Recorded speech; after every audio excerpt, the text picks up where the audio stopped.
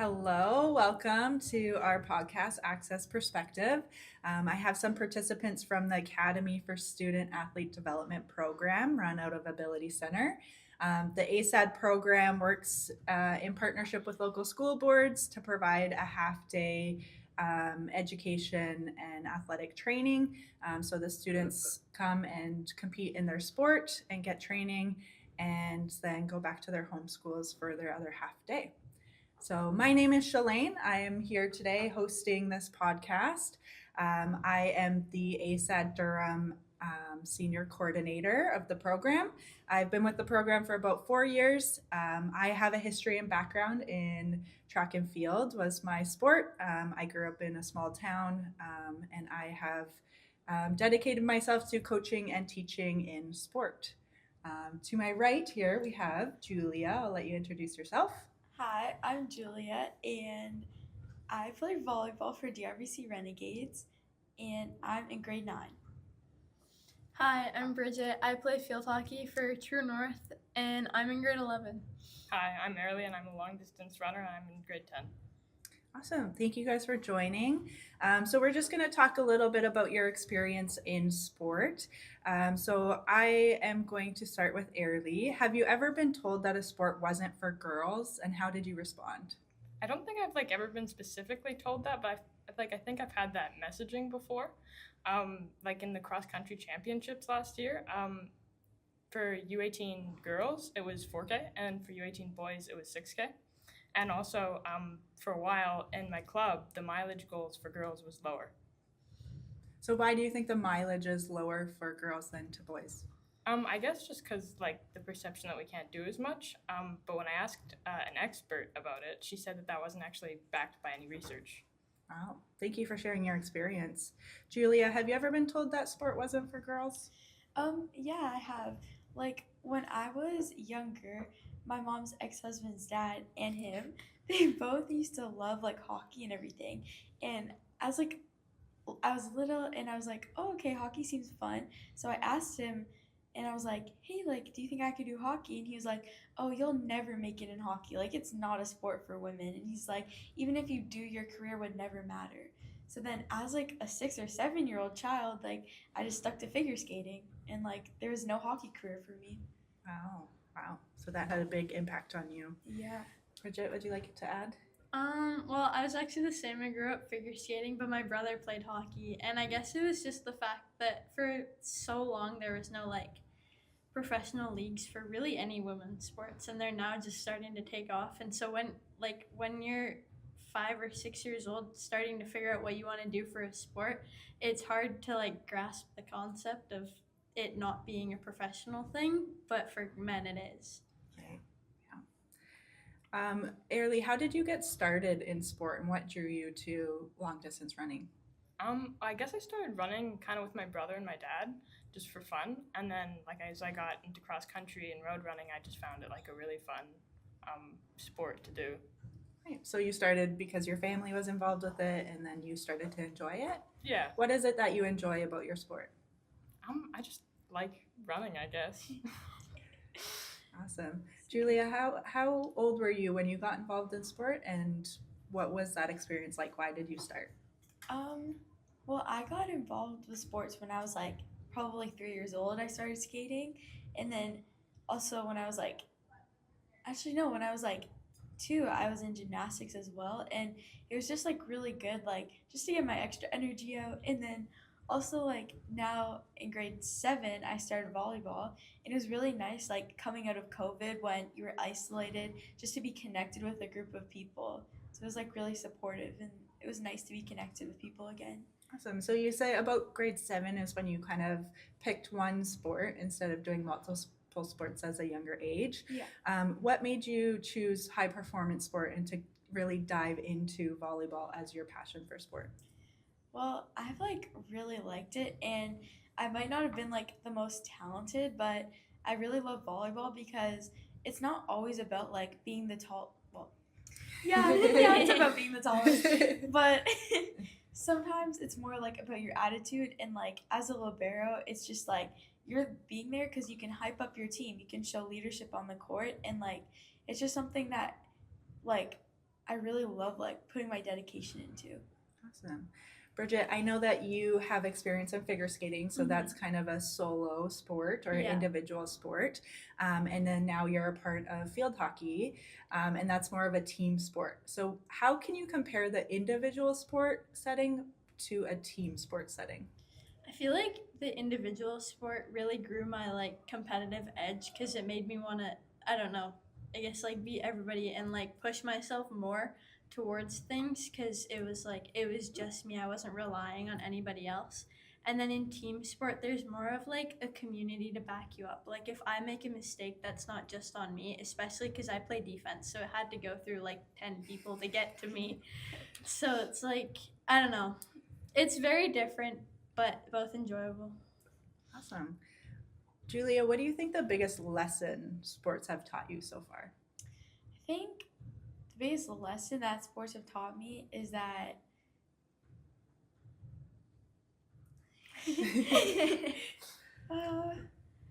know, it was kind of like my other answer. Like, you don't have to be like, there's amazing athletes out there, but when you really get to know them and see them on the court, like, they make other people feel uncomfortable, and it's like their negative energy, like, on the court just brings down the entire team. And they could be like scoring so many points, but at the end of the day, like, they make the sport not fun.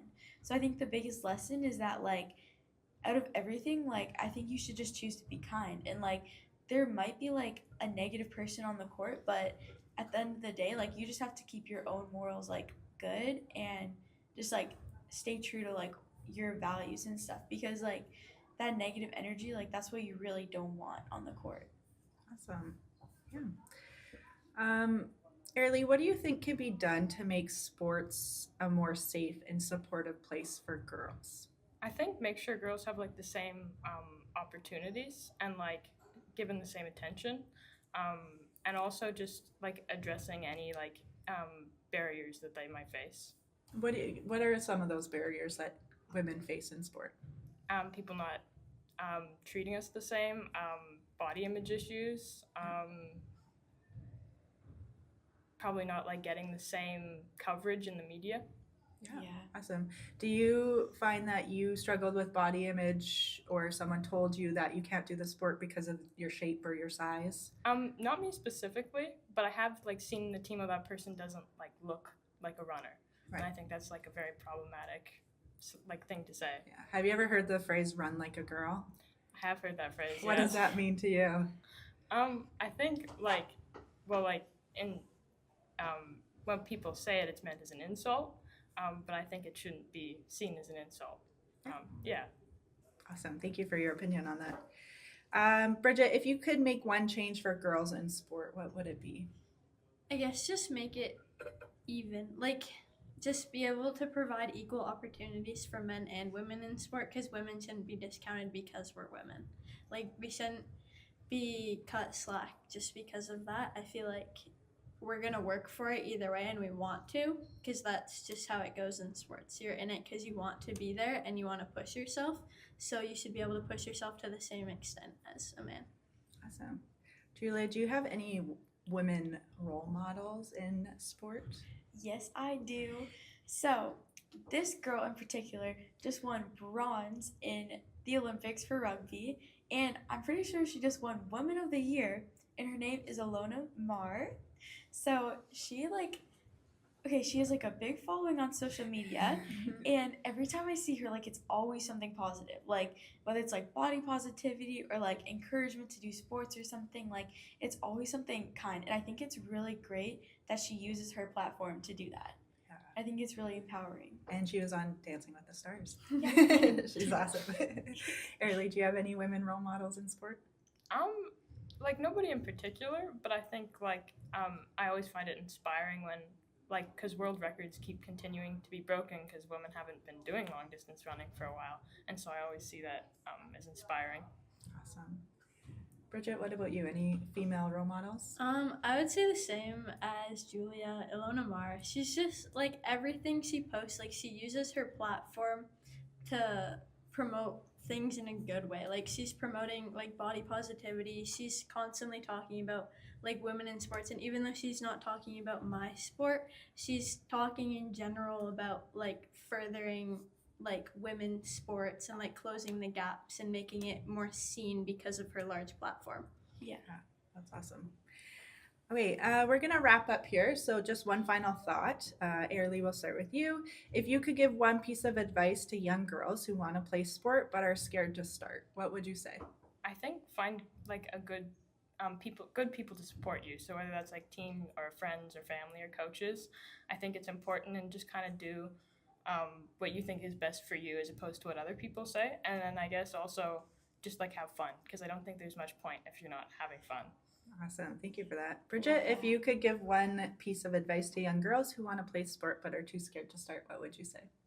Just try anyways. Like no matter what you're doing, try all the sports. I know I did. I tried everything before I found what stuck. And you just once you find what you enjoy, push yourself and don't stop till you get what you want. Awesome. Thank you for Love that. that. Julia, if you could give one piece of advice to young girls who want to play sport but are too scared to start, what would you say? I would say that even though it could be scary, like, I think just do it. Like, I think everything, like, you just have to do the 1, 2, 3 rule and just, like, count down, just do it and start, because once you start, you're going to realize, like, how much fun it is. And, like, through all of, like, the bad that people make, like, women's sports feel like, I don't know, like, just, like, have fun. Yeah, awesome. Just one more quick thing. How has the ASAD program helped you as a female athlete in sport? Airly? I think it does a really good job of making sure everybody has the same opportunities. Like at Henry Street, there's no weightlifting phys ed class for girls, and I really enjoy weightlifting, so it's cool that like everyone has the same like opportunities here. Awesome. Thank you. Something similar, just the fact that here we're all like included together, even like on Fridays, usually if we're just playing a game, we're not being split up and we're all doing the same thing, whereas at any like regular high school, it's split up between guys and girls, but here it's not like that, and you kind of get rid of that barrier. Awesome. Thank you, Julia. I think that it's really great for, like, providing opportunities to train, like, not just for the guys, but also for the girls, because at one of my old schools, it was like they kind of just dropped our volleyball team, and then they just stopped having practices with us so that they could have more practices with the guys team. So it's really nice that here it's like a guarantee, like you will have practice today, like you will be able to train for your sport. And I think it's a really great opportunity. Awesome. Thank you. Any final thoughts from anyone?